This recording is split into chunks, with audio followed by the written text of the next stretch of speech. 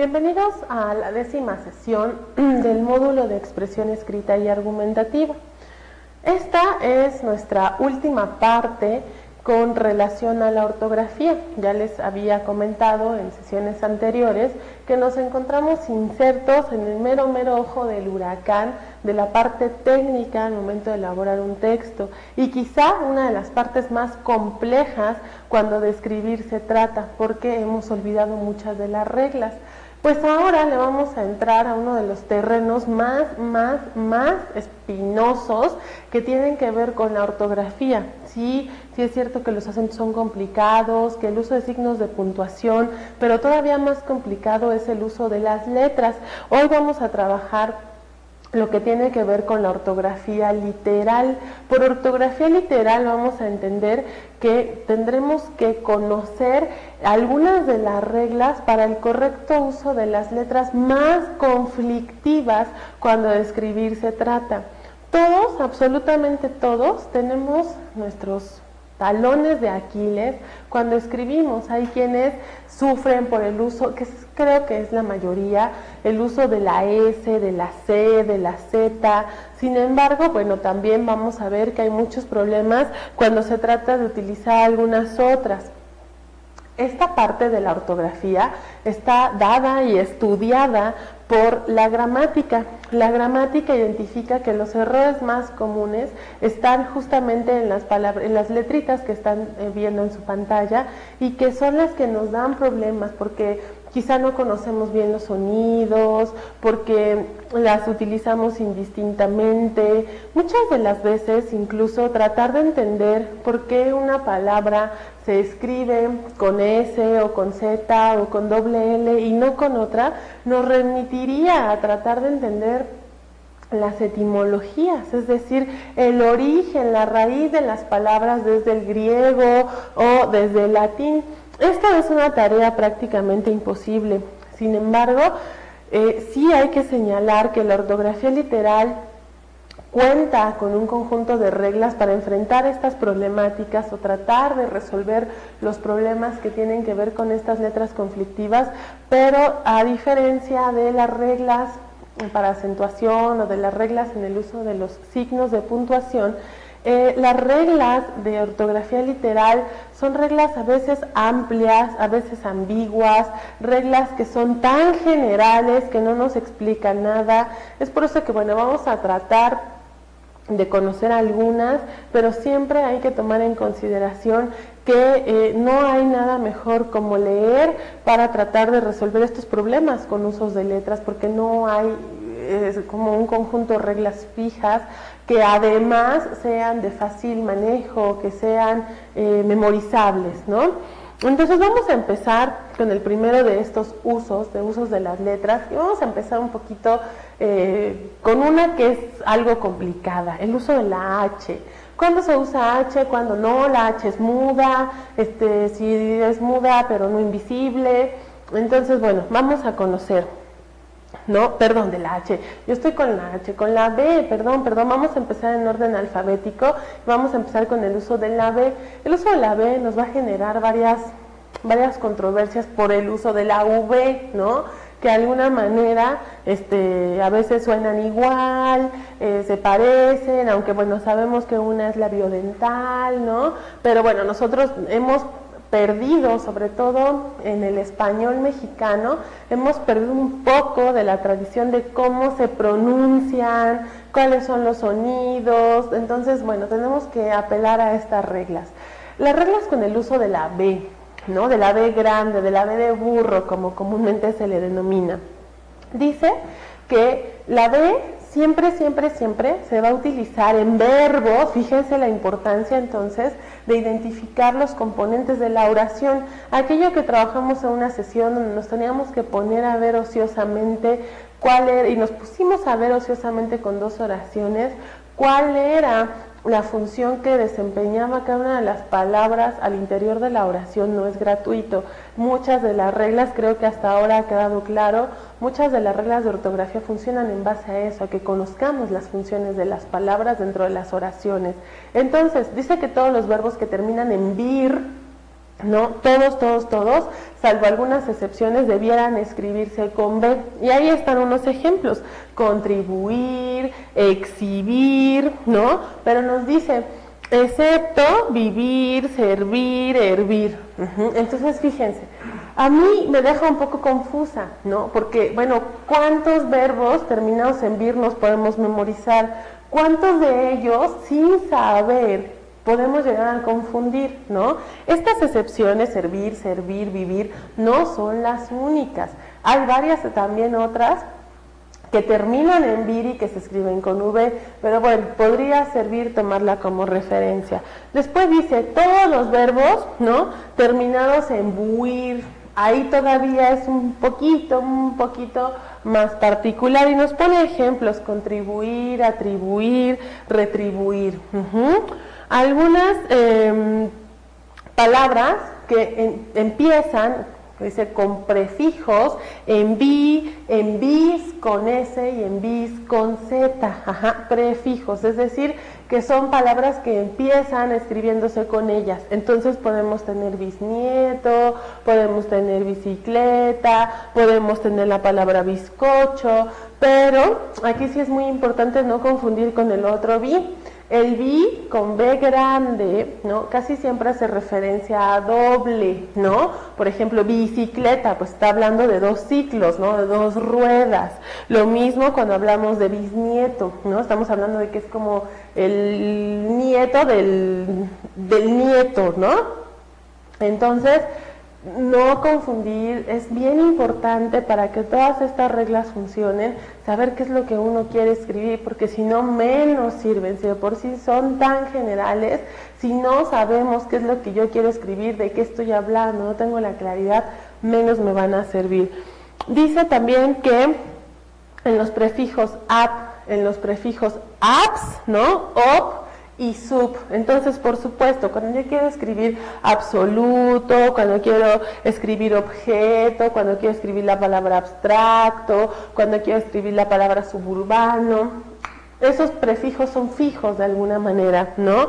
Hay muy pocas excepciones. En este caso nos dice que está, no hay ninguna en este caso, ¿no? Pero entonces, memorizarlo va a ser un poco complejo, sin embargo puede servir como guía.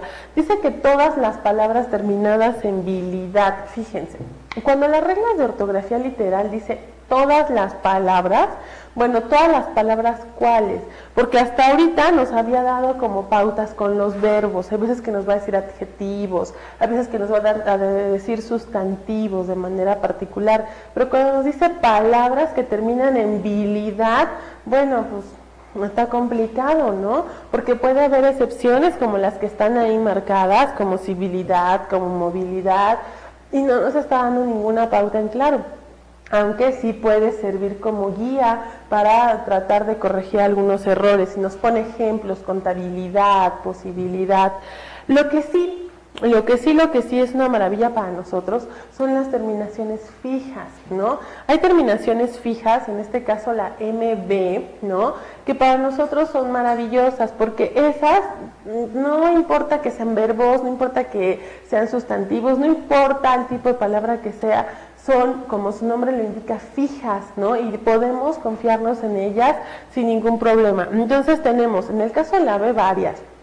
Tenemos la combinación fija MB, la combinación fija BL, ¿no?, y BR. Afortunadamente nuestro idioma, el español, no tolera que la V se conjugue con la L o con la R. Nunca vamos a encontrar bla con V, nunca vamos a encontrar bre con V, afortunadamente, por mucho que estén pensando en Vladimir. No, Vladimir no es una palabra en idioma español. Entonces, por eso cambia las reglas. Esas reglas son fijas. Todas las palabras, bueno, sobre todo la primera, ¿no?, MB, son palabras que esa combinación se queda en medio. No son prefijos ni sufijos, es una combinación interna. Ahí están los ejemplos, ¿no? También, timbre, tumba, o en el caso de bla, ble, bli, blo, blu, bueno, esas sí no importa, pueden ser al inicio, pueden ser en medio, pueden ser al final, siempre se va a utilizar de esa manera, como los ejemplos: blanco, estable, bloque, blusa. Y lo mismo ocurre con la combinación BR, ¿no? Y todas sus conjugaciones con las 5 vocales. Entonces, abrazo, bruja, cobro, no importa en qué lugar de la palabra se encuentre. Por último, dice que también el uso de la B lo podemos encontrar en las palabras acabados en bundo y bunda. Otra vez, es una generalidad, pero puede servir. Y nos dice abunda, vagabundo. Aquí no marca excepciones, entonces sí podría servirnos bastante. El uso de la V, ¿no? La V, bueno, la V, que es la famosa B labiodental y que se supone que nosotros deberíamos enfatizar al momento de pronunciar para distinguirla de la otra, nos da muy poquitas reglas de uso. Por ejemplo, la primera dice que en adjetivos, es decir, palabras que califican al sustantivo, que estén terminadas en aba, en ave, en avo, en evo, ivo y en iva. Entonces, nos pone algunos ejemplitos, ¿no? Nos pone nuevo, nos pone leve, nos pone suave.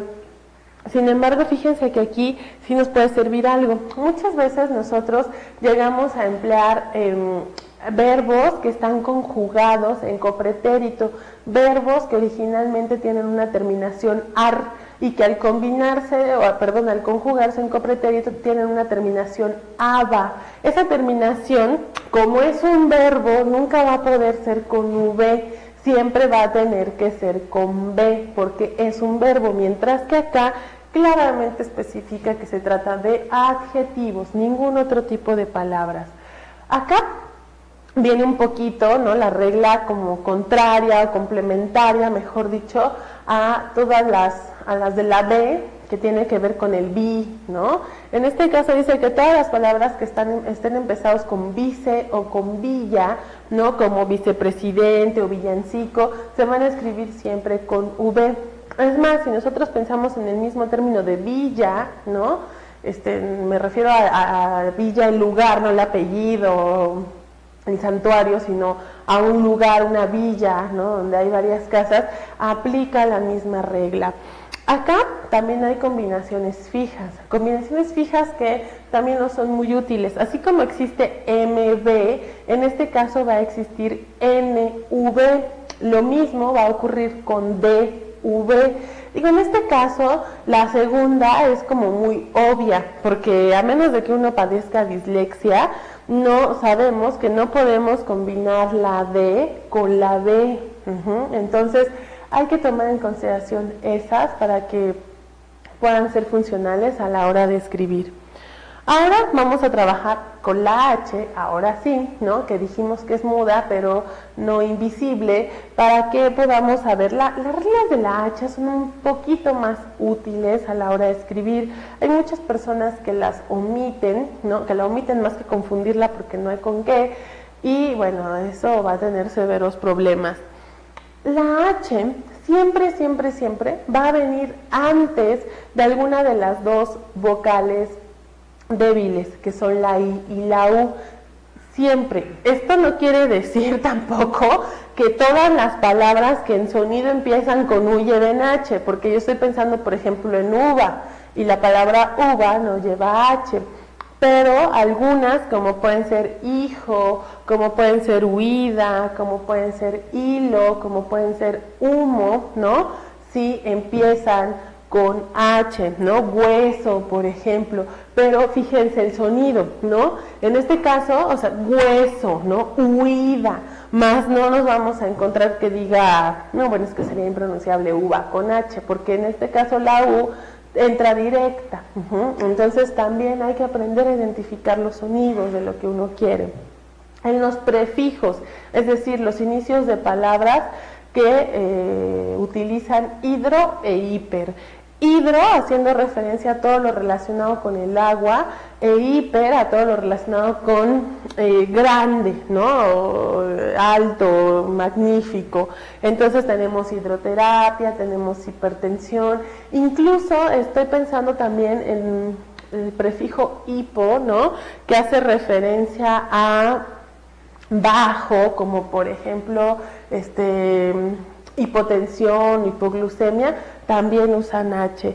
Esta también es muy útil. En el segundo componente de una palabra, que en su origen lleva H, pero que se compone con otra, también se mantiene. Por ejemplo, si yo tengo la palabra hacer, la palabra hacer, si la combino, ¿no?, con un prefijo y la transformo para que diga deshacer, no le voy a quitar su H, sino que la conserva. Son palabras compuestas, y las palabras cuando son compuestas mantienen casi siempre su misma estructura. Lo mismo pasa, por ejemplo, con desecho, ¿no? Desecho tenemos dos modalidades. Tenemos una que se escribe de corridito, ¿no?, desecho, y otra que se escribe desecho, con H intermedia después de la S. Y es que aquí partimos de otra, ¿no?, fundamental, pero para la cual no hay regla. ¿Cómo se escribe la palabra hecho, ¿no?, cuando se asocia con suceso? ¿Y cómo se escribe la palabra hecho cuando está asociada al verbo echar, ¿no? La primera con H y la segunda sin H. De eso depende que en sus combinaciones con otros prefijos conserve la H o no. Uso de la C. Aquí ya entramos en terrenos complejos porque vamos a entrar con las tres que son como cocos, ¿no?, para todo el mundo, aunque afortunadamente cuentan con algunas reglas de correspondencia entre sí para que de esa manera pueda facilitársenos el hecho de convertirlas en plural, por ejemplo. Uso de C, ¿no? Aquí también nos vamos a enfrentar con algunas reglas ampliamente generales, ¿no?, que no nos van a dar muchas indicaciones, pero bueno. Sustantivos y adjetivos terminados en N-C-I-O y N-C-I-A, excepto ansia y hortensia. De ahí en fuera nos dice que cosas como estancia, como rancio, como sustancia, como cansancio, en tanto sean sustantivos y adjetivos, se escriben con C. En los plurales terminados en Z. Esta es una regla de correspondencia fija, no se modifica bajo ningún pretexto. Si una palabra que en singular está escrita con Z, como puede ser el caso de pez, cuando se modifica en un plural o en cualquiera otra de sus acepciones, pasa transformada con C. Por ejemplo, pez, su plural es peces. Si yo quisiera hablar del lugar donde habitan los peces, es pecera con C.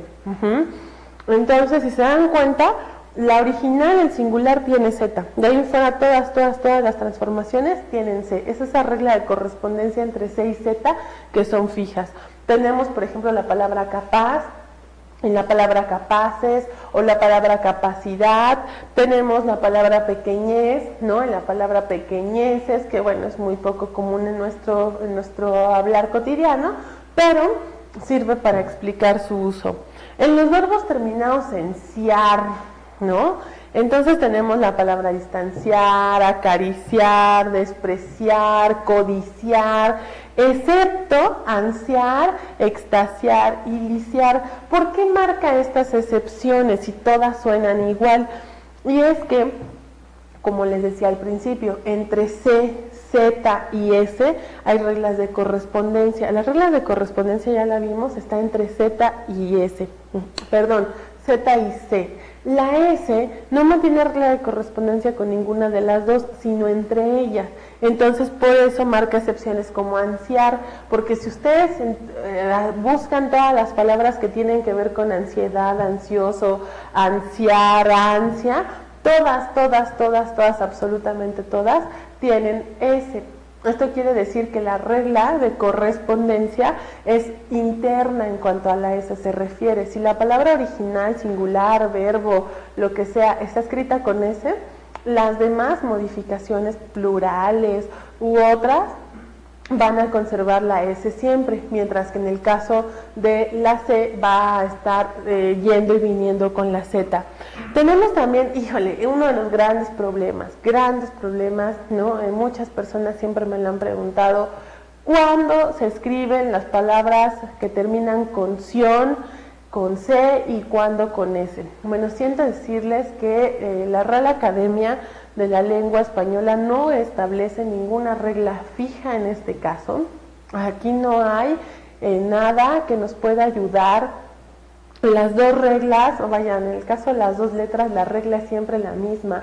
Palabras terminadas con ción. Palabras, otra vez, podría ser cualquiera, podría ser muy amplio. En ese caso no hay de otra más que identificar, ¿no?, los errores, corregirlos, prestar atención a cuando se lee. Los ejemplos acá son muy sencillos, ¿no? Nos pone canción, nos pone persecución, discreción y nos dice excepto explosión y posesión. Bueno, aquí es muy difícil, ¿no? Muy difícil saber aún la regla de correspondencia que les explicaba hace rato, la regla de correspondencia interna de la S no nos ayuda, ¿no? Es una regla tan general que no hay mucho que hacer.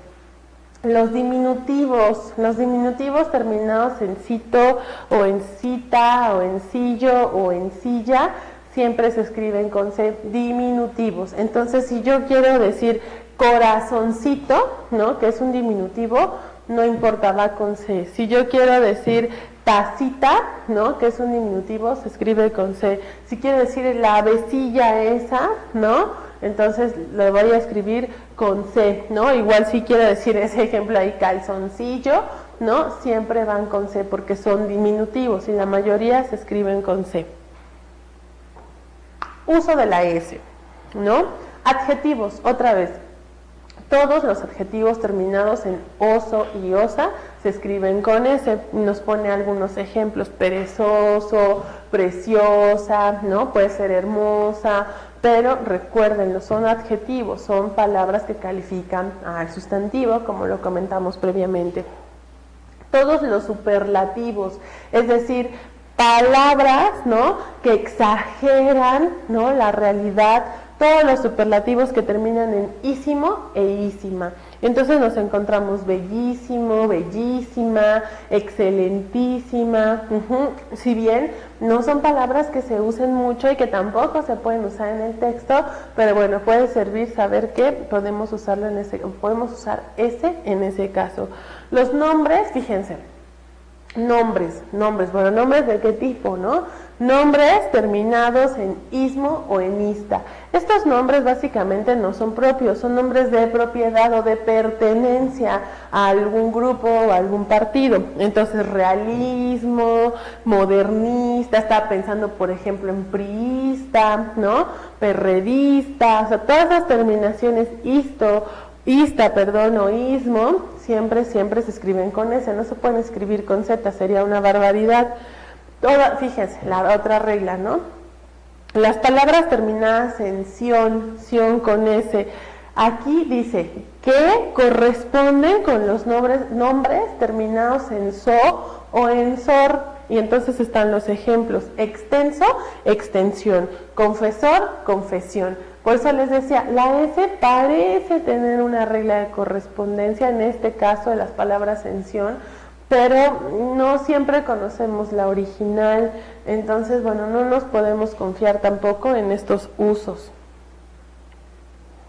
El uso de la Z. El uso de la Z, bueno, esta es una letra que, como les digo, tiene estrecha correspondencia con la C, que no va a ser tan complicada en ese sentido, pero también tiene sus propios usos, además de que desgraciadamente hoy ha ganado muchísima presencia dentro de las redes sociales. Todo el mundo escribe palabras que no debían escribirse con Z, ¿no?, como si se hubiera venido de moda, cuando de las tres, entre la C y la S, la Z es una de las que tiene el sonido más fuerte, ¿no?, y por tanto poca o relativamente poca presencia dentro del vocabulario. Dice que en todos, bueno, vamos a poder usar Z en todos los adjetivos terminados en as o en os, como puede ser el caso de rapaz, de veloz, de capaz, precoz. Entonces, en ese caso el sonido es tan fuerte, ¿no? El sonido es tan fuerte de esta Z que no va a poder, la palabra veloz no podría ir con S, porque entonces implicaría llevar un acento, pero sí la podemos usar con Z porque su sonido jala, ¿no?, toda la sílaba tónica hacia ella. En verbos terminados en izar son muy poquitos, ¿no? Analizar, garantizar, erizar, ¿no? Son muy poquitos, por eso les digo, no tiene tanta presencia en el vocabulario. Quizá eso podría facilitar el no abusar de ella. Tenemos los sustantivos terminados en es o en esa, entonces por supuesto está pez, está belleza, desnudez, tristeza, pero acá afortunadamente nos da la pauta de los sustantivos. Está en los sustantivos derivados, ¿no?, es decir, que tienen un origen o una palabra original y se ha transformado, que terminan en asgo o en ansa. Entonces así podremos encontrarnos cosas como compadrazgo o como cobranza, porque sus sustantivos originales son compadre y son cobrar, insisto, tampoco hay muchos. Y la otra son los despectivos, es decir, las palabras que se utilizan como con cierto rechazo a otras, que terminan en suelo o en suela. Cuando decimos jovenzuelo, mujerzuela, no sé, ¿no? También son muy pocas y bueno, por supuesto no se recomienda el uso en el texto argumentativo. Tenemos el uso de la G. Muchas personas menosprecian el uso de la G y de la J y desgraciadamente son las que cometen más errores de confusión porque también comparten sus particularidades en cuanto a sonido.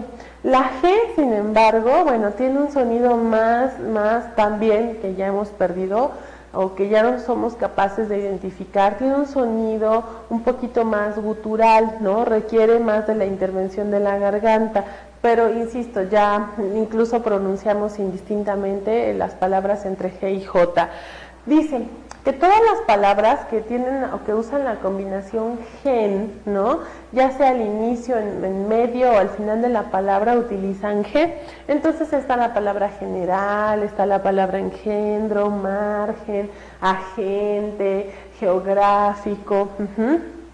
Acá es poco común, de hecho es muy difícil encontrar alguna palabra que utilice J o haya esta combinación fija de J, E y N.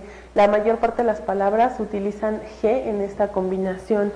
En los verbos terminados en ger, gir, giar y gerar, entonces vamos a encontrar palabras como escoger, como exagerar, como rugir, excepto dice tejer y crujir.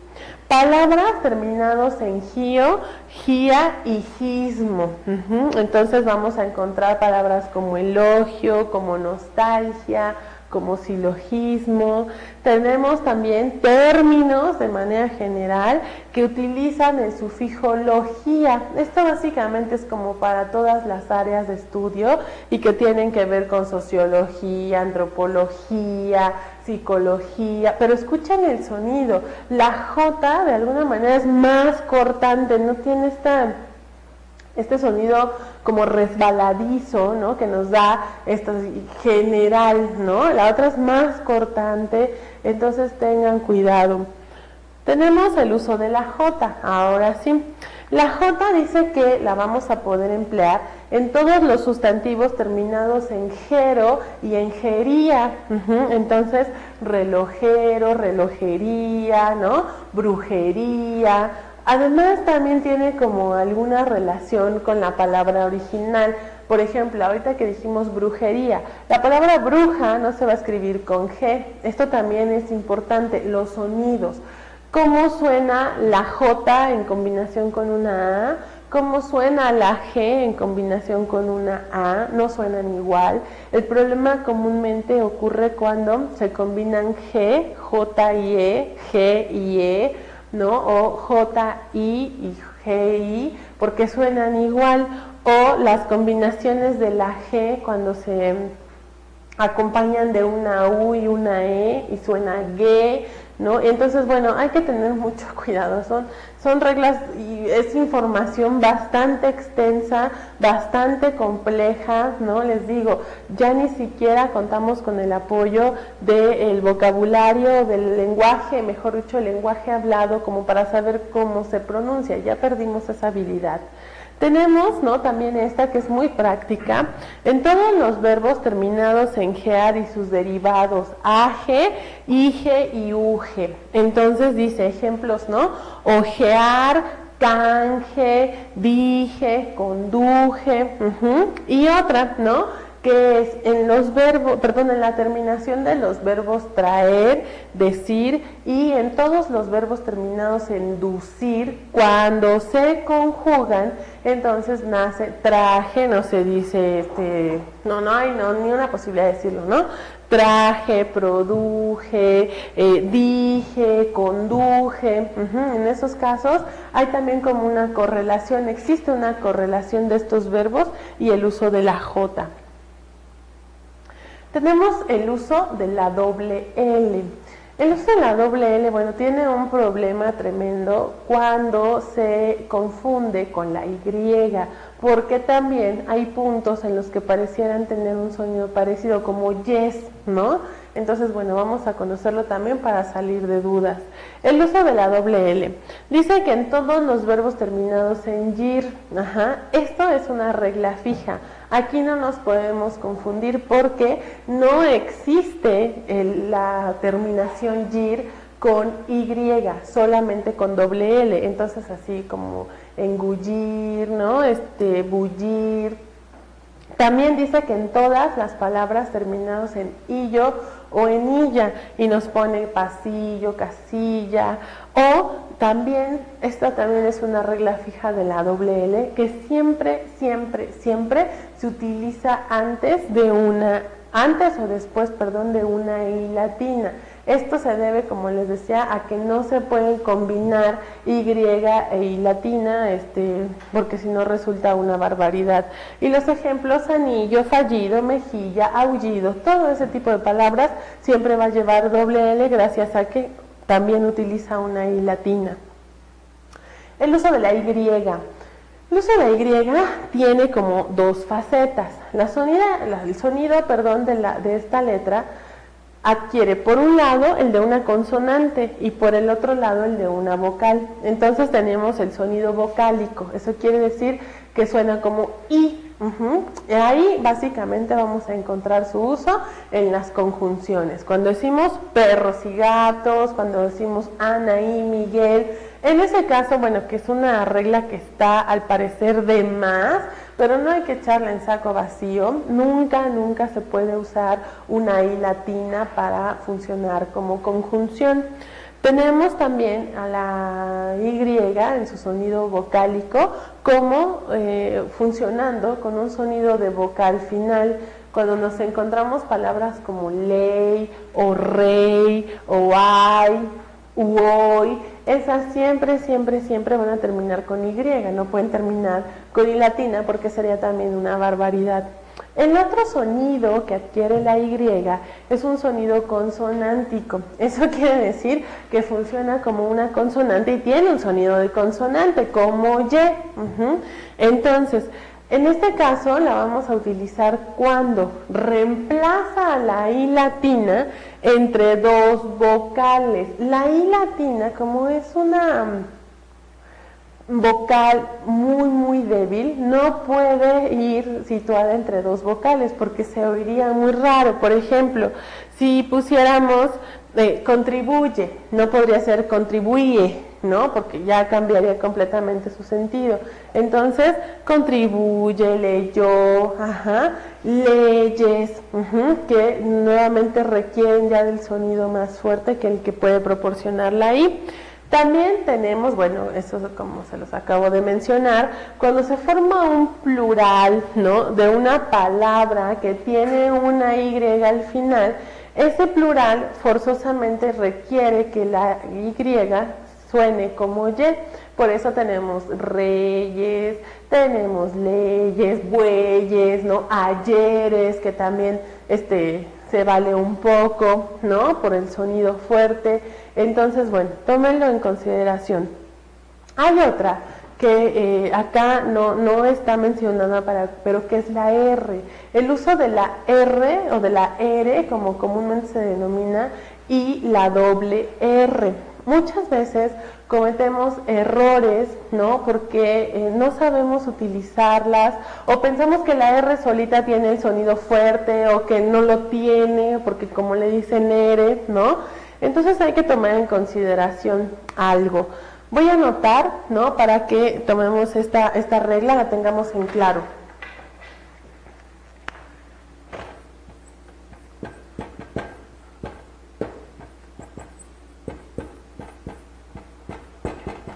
Aquí tenemos dos ejemplos. La R, ¿no? Tiene el sonido fuerte cuando está al inicio de una palabra. Nunca, jamás podríamos escribir algo así. Esto sería un error tremendo porque no requiere, ¿no?, del sonido de la doble R. Al inicio de una palabra siempre se usa una sola. ¿Cuándo vamos a usar doble R en medio de las palabras? Cuando se queda entre vocales. Si yo le quitara aquí una R, ¿no?, y queda entre dos vocales, se pronunciaría bueno, además la voy a quitar acá también, ferrocarril. Esto ocurre porque hay dos vocales, es por ello que necesito escribir ferrocarril. Entonces, esto es fundamental. Sin embargo, también hay que tomar en claro qué pasa cuando se queda entre una vocal y una consonante. Adquiere entonces su sonido otra vez de R, porque tampoco podría escribir esta barbaridad. Sería completamente innecesario, no necesito hacer esto. El hecho de que esté combinada de esta manera, vocal y consonante, le da el sonido fuerte. Esto no existe. Tómenlo en consideración porque me he encontrado mucho, sobre todo este error y este error, ¿no?, que era el que les señalaba al principio.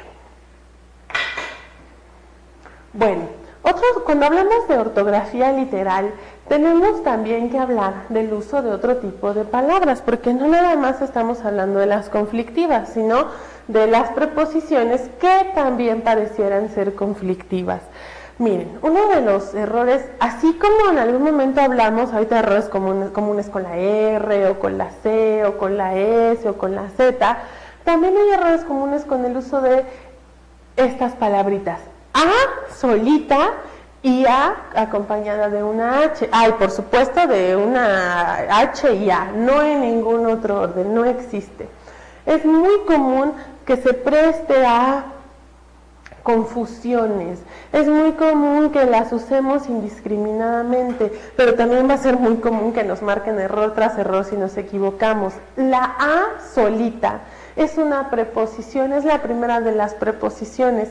La mayor parte de las veces se usa separada de las letras que le suceden o a las que acompaña. Por ejemplo, a partir, a través, a veces. Es de verdad común y serio el problema de que la juntan, ¿no? Entonces viene a partir, a través, a veces, todo pegado, cuando la A solita está fungiendo como una palabra, una preposición. Ahora, el otro error común es confundirla con el verbo. Esta combinación ustedes la van a emplear muchísimo. Van a emplear la combinación A, H-A, mejor dicho, más un verbo terminado en participio. El participio es una de las conjugaciones impersonales de los verbos y que básicamente utiliza las terminaciones ado, ido, to, so y cho. Es cierto que van a usar esa combinación, van a usar ha dicho, ha muerto, ha expresado, ha sucedido, ha ocurrido, y no queremos, para empezar, que la junten, ¿no? Que usen una A solita y la junten. Y tampoco queremos que usen una A seguida de una H, porque esa expresión no existe. Existe solamente como una onomatopeya, es decir, como la representación gráfica de la expresión A, ¿no? Ah, se me ocurrió algo. Nosotros no vamos a usar eso, no podemos usar muletillas, no podemos usar onomatopeyas. Entonces, la única forma correcta y que se puede usar, a diferencia de la A solita, es H-A. Tampoco van a usar H-E porque no van a hablar en primera persona, no van a escribir he dicho, he pensado, he opinado, van a escribir A. ¿Cómo van a saber cuándo va solita y cuándo no? Es complicado. Bueno, identifiquen las terminaciones del participio. Si la palabra que sigue a su A termina en ado, en ido, en to, so, ocho, seguro, sin temor a equivocarse, su A lleva una H, ¿no? Una H inicial para que sea el verbo haber seguido del verbo auxiliar. Por favor, no se equivoquen, también es un error muy común. Y si llegan a encontrarse con cualquier otra palabra, ¿no? Que sigue a su A, que no tiene esa terminación, no duden en que va solita, pero seguro va separada. También, ¿no? Ocurre que las preposiciones las pegamos con todo lo demás, ¿no? Preposiciones como de o preposiciones como en. También una muy mala costumbre también heredada de las redes y de las conversaciones en línea, donde vemos que escriben en medio y lo escriben todo pegado, o escriben de acuerdo y lo escriben todo pegado. Acuérdense, identifiquen las preposiciones desde la primera hasta la última. No se trata que las memoricen, no se trata que saquen a la luz la cancioncita, las preposiciones, no. Se trata que las identifiquen para que de esta manera sepan que siempre van separadas. No queremos que hagan estas apretaciones, ¿no? Vamos a decirle así de manera errónea, de palabras. Ahora, hay otras que sí se contraen, pero son dos. Cuando una preposición viene seguida de un artículo, y en este caso es solo el artículo el, se contraen. Como son dos vocales, por ejemplo, de y el, no, es un artículo, no lleva acento. Como son dos vocales, no se ve bien que se escriba de, el. Se ve bien, que se escriba contrayéndolas, es decir, comiéndonos una de esas vocales. Por eso siempre se debe escribir como del. A diferencia, si ustedes quieren decir, el libro es de él, ¿no? Y están haciendo referencia a una persona. La palabra él la están usando como pronombre y lleva acento, en ese caso no se contrae. Pero cuando es preposición y artículo, por favor, siempre junta, porque también es un error ortográfico. Lo mismo pasa con a y con el, cuando esta última es un artículo, entonces se escribe al. Nunca de los nunca se pueden separar, a menos de que se les atraviese un acento que convierta a él en un pronombre personal. Miren, todas estas reglas son de verdad, desde mi muy personal punto de vista, y no solo el mío, incluso de algunas de las personas que se dedican a hacer eso y a estudiar las reglas de la Real Academia. Estas reglas son complejas, la mayor parte de ellas son vacías de sentido, no nos dicen nada en concreto. Digo, claro, cuando son reglas fijas y que la correspondencia y demás nos pueden ayudar, pero hay algo que seguramente se dieron cuenta que se omitió, y que es el uso de la SC, ¿no? Cuando en una palabra se escribe SC, cuando es solo S, cuando es solo C. Ese tipo de reglas, el diccionario de la Real Academia no las establece. Bueno, no el diccionario de significados, hay otros diccionarios donde se establece todo el uso de esto, ¿no? De estas letras. No establece nada. Para saber, tendríamos, como les decía desde el principio, remitirnos a ver por qué la palabra significa tal y no cual, y por qué se escribe de esta manera y no de la otra. Es un asunto muy complejo. La mejor sugerencia es la siguiente. Cuando ustedes escriban, que se supone que se debiera hacer con cierta regularidad, cuando ustedes escriban, siempre en la medida de lo posible hay que darle a leer lo escrito a otras personas.